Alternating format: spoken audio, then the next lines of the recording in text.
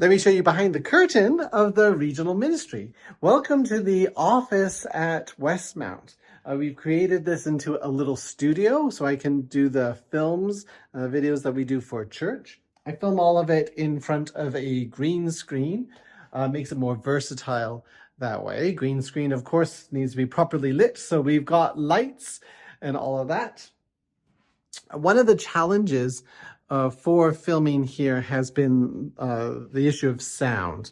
This is just an empty office, and so it was very echoey. If I step into the hallway here at Westmount, you can hear how much the sound echoed back and forth. And so inside the office, tried to fix that by using microphones and different microphones, but I had to have it close to me, and that caused other distortion issues. So then finally went about and got some acoustic baffles. That helped on the walls just a little bit. We need some more. Then added a rug. That helped a little bit more. And finally, some acoustic baffles in the ceiling of the space.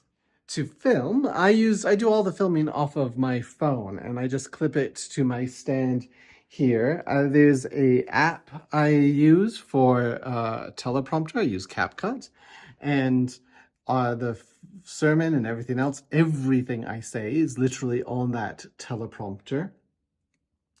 The challenge for that is I need to be able to read my phone, and that means I have to use the front-facing camera, and the quality there isn't as good as I would like it to be. However, being a little blurry is excellent for my skin, so I'm still not sure, but I'll do, maybe if we'll ever get a professional teleprompter. Once the sermon is filmed, and filming alone might take an hour or two, I then edit it. I use Final Cut Pro, and I add background and other images and texts and transitions. Editing can be the longest step sometimes because there's just so much you could be doing with it, and there's never enough time to make it as nice as you would like it to be. After the video is completed, I then use a different program to add the captions.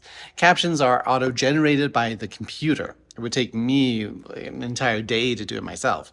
But that means that there's going to be a lot of errors. I try to catch the worst ones. The computer has been known to slip in a swear word.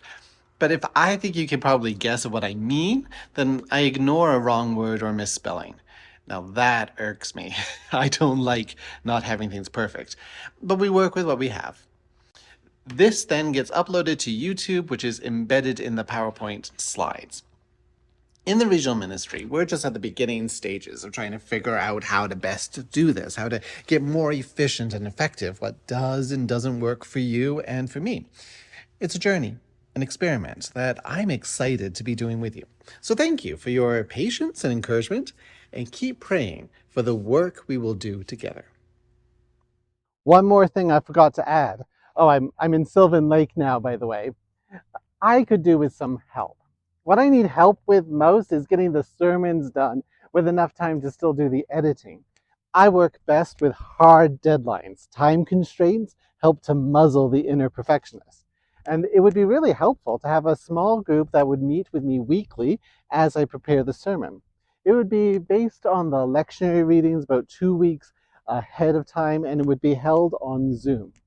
So this is a great way of supporting the ministry for anyone who's not able to make it to church in person or not make it as frequently as you would like, especially during the winter time. If I could get a few volunteers for that, we will pick a time that works best for us and then invite anyone else who would like to join. And while I'm beside the lake, I'm thinking of what I mentioned at the welcome. If we are shaped by geography, by land, how does a lake shape the people of Sylvan? How might it shape their understanding of God? Especially this lake. This lake is fun. It's this little playground. I wonder how being raised here shapes their perspectives on fun. Maybe here God is a little bit more fun too. I wonder. I also grew up beside a lake, but it wasn't fun like this. It was Lake Ontario. And I don't know if it was true or not, but the adults in my life would always say that the lake was dirty. It was certainly dangerous. Lake Ontario is big and imposing. We never touched it, but we always knew where it was and where we were in relation to it. And I think that did shape the way I see God. God, too, was big and imposing, a little threatening. God was always on my mind, but never a presence that I could just play with. My understanding of God has changed a lot since then, and I wonder how much of that is because I also changed my geography. More on this at the sermon.